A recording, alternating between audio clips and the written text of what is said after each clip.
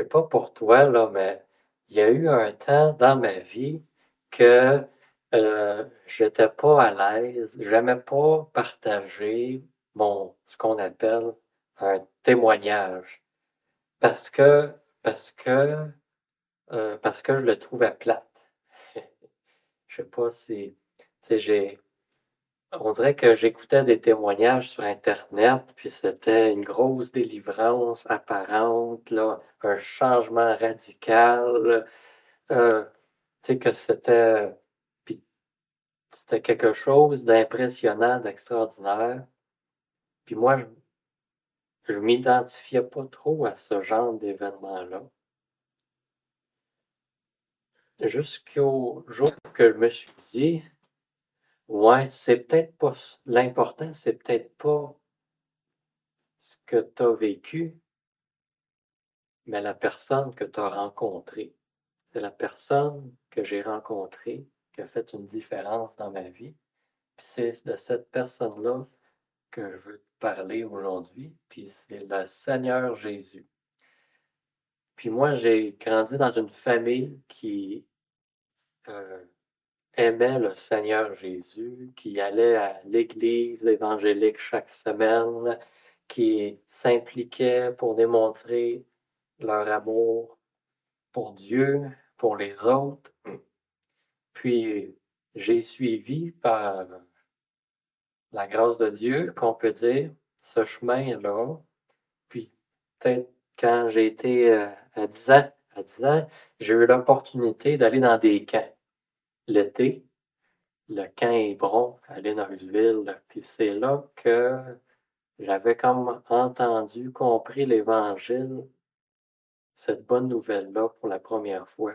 J'avais compris que j'étais un pécheur, que j'avais besoin de Dieu, puis que lui était venu pour me réconcilier avec lui-même, chose que je n'étais pas capable de faire. Le Dieu que j'aime beaucoup à ce sujet-là, c'est Romains 5,8 qui nous dit que en ce que lorsque nous étions encore des pécheurs, Christ est mort pour nous.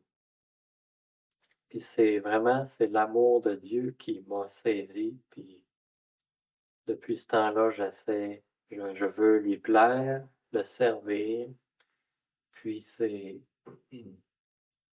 a changé ma vie, puis ça continue de la changer.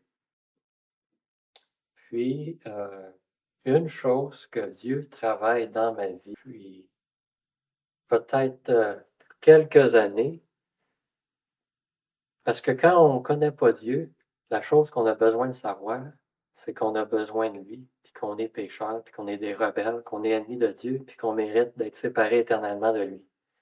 Ça, c'est quand on n'est pas, quand on ne lui appartient pas. Mais quand on appartient à Dieu, ce qu'on a besoin de se rappeler, ce que j'ai besoin de me rappeler, ce que tu as besoin de te rappeler, c'est que Dieu il t'aime.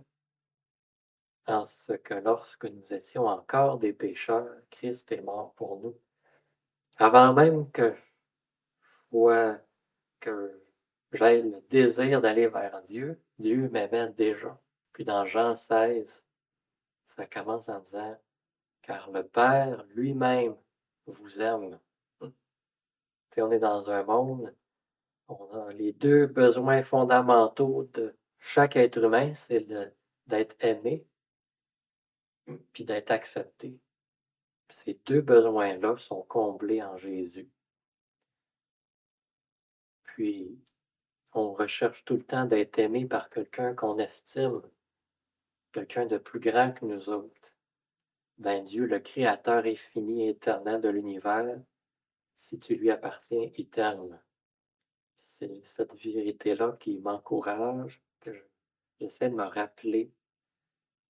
Il m'aime, puis ça ne dépend pas de moi, mais ça dépend de son amour pour moi. Fait que Jésus, c'est celui qui prend soin de moi, qui m'aime dans mes hauts, dans mes bas, quand ça va bien, quand ça va moins bien.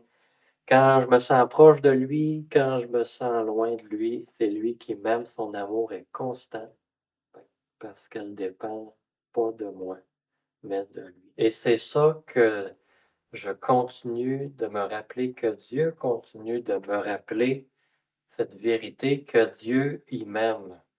Puis, si tu n'appartiens pas encore à Dieu, eh bien, repens-toi, détourne-toi de ton péché, retourne, va à Dieu. Puis, si tu appartiens à Dieu, eh bien, rappelle-toi que Dieu, il t'aime, puis qu'il veut te faire grandir, et puis que l'Évangile, dans le fond, c'est qu'on est pas mal plus pécheurs qu'on le pense, mais que Dieu, il nous aime pas mal plus qu'on le pense aussi.